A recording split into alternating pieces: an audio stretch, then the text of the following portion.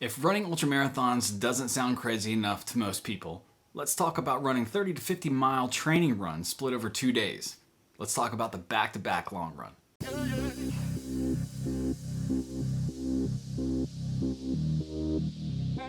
What's up everybody? John here with Motivation Theory, running, and most of the long-term physical and psychological benefits in running occur from consistent aerobic activity, building that running base slowly and putting in a lot of time on your feet. Running easy most of the time, like 80% of the time, not only helps you stay healthy and injury-free, it allows you to slowly build that big running base over years, turning you into a mentally and physically stronger runner. A key component of this process is to introduce new stimuli or stress by adding different workouts that cause your body to adapt, overcome, get stronger, and for me, it has been the use of back-to-back long runs. They've been super key in my ability to maintain my fitness. Adding back-to-back long runs to your workouts makes you able to take on longer and longer runs over time, and eventually run them faster at the same cardiac effort as your fitness and healing speed improves over time. If done carefully, stacking long workouts, either back-to-back days or even doubles where you do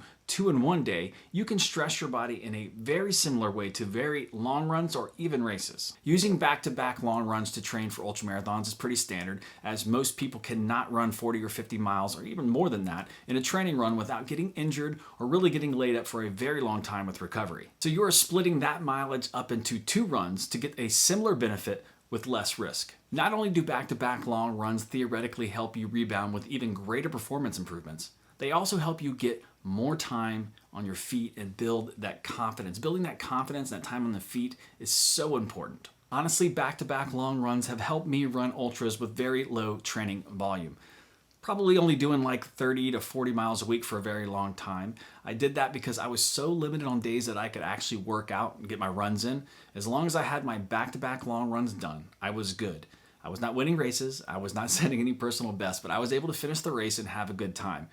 It's not ideal, but it can definitely be done. My philosophy on long runs is that time is a better gauge than distance. And this depends on a lot of things like age, current fitness level, and the distance that you're training for. But typically long runs should be about 45 minutes to 3 hours or a little longer if you're training for ultra marathons.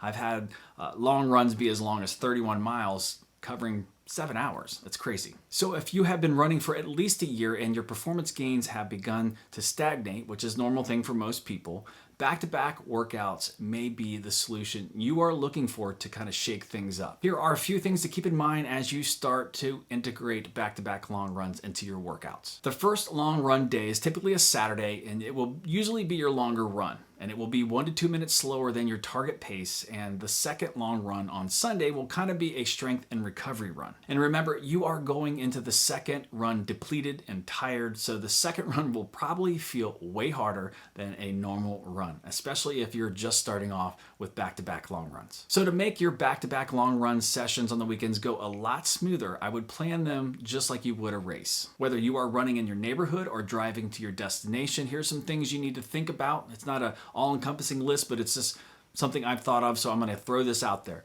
You want to make sure you have your running pack, sunblock, water bottles, chapstick, body glide, a charged running watch, your battery backups to charge everything. And depending on how you execute your long runs, like a point-to-point or a loop, you may need to stash water along the route or identify places you can refill your water bottles. You also need to identify possible bathrooms or places you could use to do your business. That is super important on these long runs because you can have stomach issues. You need to make sure you bring any medicines or medication you have, first aid kits, and let people know where you are and when to expect you. And either drink tablets or sodium tablets, performance, fuel for the run, hats, clothing, layers, ponchos, shoes, socks, outfits to change into after your runs, towels for your car seats. You don't sweat your car seats up. I use those a lot. I do a lot of laundry because of that. Your post-run drinks and food. Plan your meals out before and after the runs and make them something that you would normally eat before or after a race.